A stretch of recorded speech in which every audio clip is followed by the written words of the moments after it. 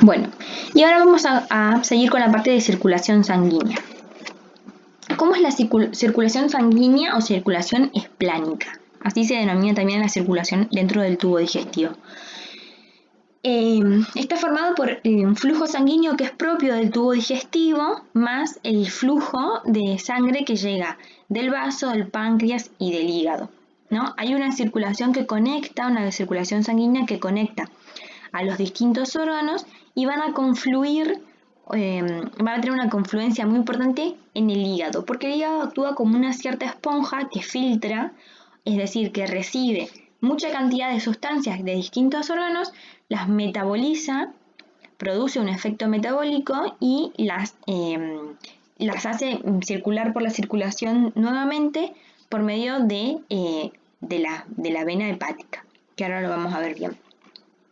Entonces, la sangre que viene del intestino con todos los nutrientes, que acá van a ver que esto es una parte del intestino, viene sangre con todos los nutrientes que se absorbieron, sabemos que el quimo gástrico, pasa por el esófago, llega al estómago y en duodeno, yeyuno e ilion son los 3 segmentos fundamentales de absorción de nutrientes. Entonces, pasan la pared del intestino estos nutrientes y desembocan directamente en los vasos que están adyacentes al intestino delgado y van formando distintas venas, la vena intestinal que desemboca en la vena porta.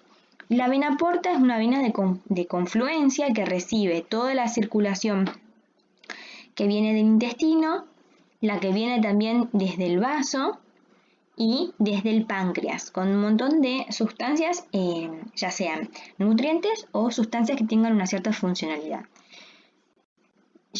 Desembocan en la vena porta. La vena porta es la que ingresa al hígado, se produce el metabolismo de las distintas sustancias, ya sea el anabolismo, el catabolismo, la unión de distintas sustancias, y del hígado estas sustancias van a salir por medio de la vena hepática y que esta vena va a desembocar en la vena cava inferior.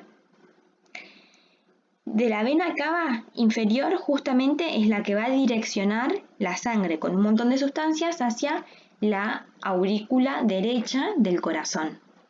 Llega a la vena cava superior, la vena cava inferior. La inferior es la que trae la sangre de todo el sistema digestivo. La superior es la que trae la sangre del cerebro, de la parte más superior del organismo. Ingresa a la aurícula derecha, pasa al ventrículo derecho y del ventrículo derecho sale por las arterias pulmonares. Pasan por la circulación pulmonar y luego se distribuyen hacia todo el organismo. Por las venas pulmonares ingresa la sangre hacia las aurículas derechas, de la aurícula izquierda, ingresan a la aurícula izquierda, pasan al ventrículo izquierdo y del ventrículo izquierdo sale por la arteria aorta y de la aorta se distribuye la sangre con nutrientes y con sustancias hacia todo el organismo.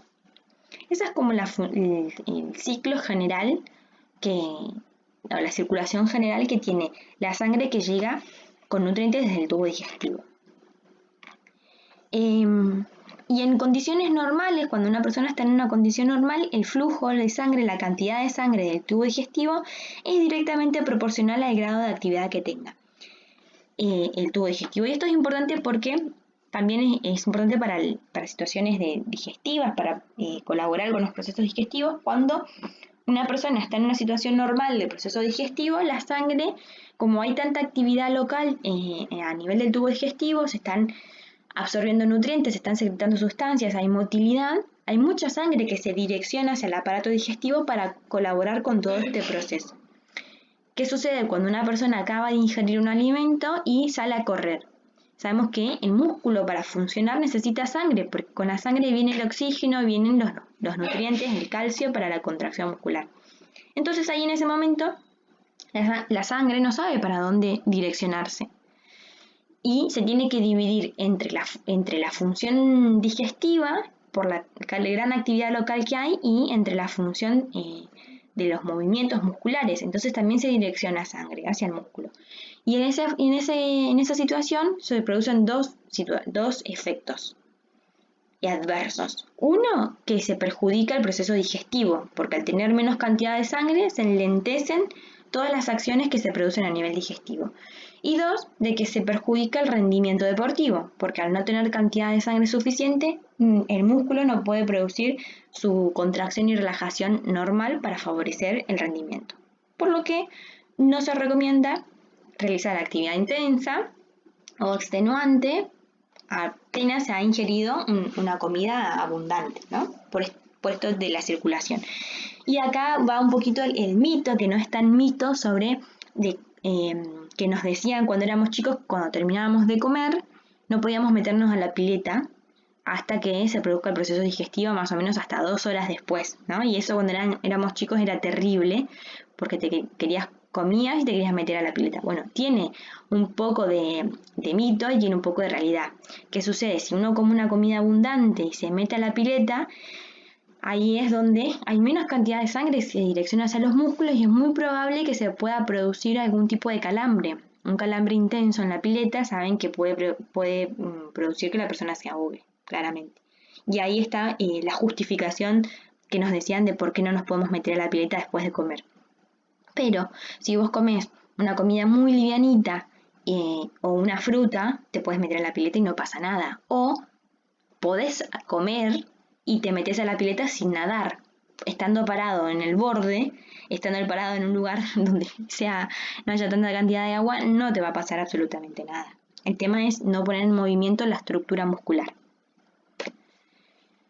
Bueno, y con la motilidad acá ya nos introducimos a una de las funciones del organismo, donde vamos a ver que tenemos dos tipos de motilidad fundamental o principal en el tubo digestivo. TD es tubo digestivo. Tenemos el tipo de movimiento de propulsión o peritaltismo, se lo denomina también propulsión o peritaltismo, y un tipo de movimiento que es de mezcla. Y van a ver que depende qué parte del tubo digestivo estamos hablando, es que va a predominar o la propulsión o la mezcla, y van a haber algunos sectores donde se combinen ambos tipos de movimiento. Entonces vemos que lo que tenemos que lograr nosotros es que después de producirse la masticación, no solamente por el efecto de gravedad, que sabemos que las sustancias tienden a dirigirse hacia zonas más distales, sino que con la musculatura hay que contribuir al movimiento de las sustancias. Entonces, luego de la faringe es importante que se direccionen hacia el esófago y no hacia la laringe, porque la laringe es la estructura que conecta con los pulmones. Entonces, desde la faringe pase hacia el esófago. El primer control es el esfínter esofágico superior. Se direcciona por el esófago por un tipo de movimiento que ahora vamos a ver, y llega a segundo control, que es el esfínter esofágico inferior, para poder desembocar en el estómago. ¿Qué característica tiene la propulsión o el peritaltismo? Que sabíamos cuando vimos la estructura anatómica interna, sabemos que alrededor del intestino se forma como anillos, hay una estructura muscular que es de forma circular, que forman distintos anillos que permiten que se produzcan estas contracciones, que acá se ve un poquito en la imagen. Se contrae una parte y se relaja otra para que puedan pasar las sustancias desde la parte más proximal hacia la distal. Es una propiedad inherente a muchas estructuras tubulares con músculo liso. Cuando se habla de una estructura tubular, hace referencia a todo lo que tenga un túbulo. Entonces, el peritaltismo ya pueden estar pensando que va a predominar en estructuras anatómicas que tengan forma de tubo, como el esófago, como el intestino delgado, y en el intestino grueso pasa algo bastante particular. Y también en los conductos que permiten la secreción de sustancias, como el conducto biliar, que trae la bilis, que se produce en la vesícula, los conductos glandulares, como el que tiene la desembocadura del páncreas, y los uréteres. ¿Por qué va a estar estimulada la propulsión? Por la distensión de la pared del tubo digestivo. Cuando se distiende en una parte el tubo digestivo, sabemos que hay que comenzar a hacer este movimiento de propulsión para que esa parte que está distendida, que tiene más cantidad de sustancias, pueda pasar hacia una parte que tiene menor cantidad de sustancias. Cuando hay una irritación química o física de la mucosa, algunas sustancias que ingerimos, hay algunas sustancias que son irritantes, por ejemplo los picantes, el café, el mate, el vino, pueden producir cierta irritación y esto permite de que al irritar la mucosa lo que queremos es que la sustancia se desplace lo más rápido posible y activamos la propulsión. Y las señales del sistema nervioso parasimpático, porque justamente van a facilitar cuando estamos en situación de relajación que predomina el parasimpático, se va a facilitar el movimiento para producir las otras funciones que son las de digestión y absorción, además del movimiento de sustancias.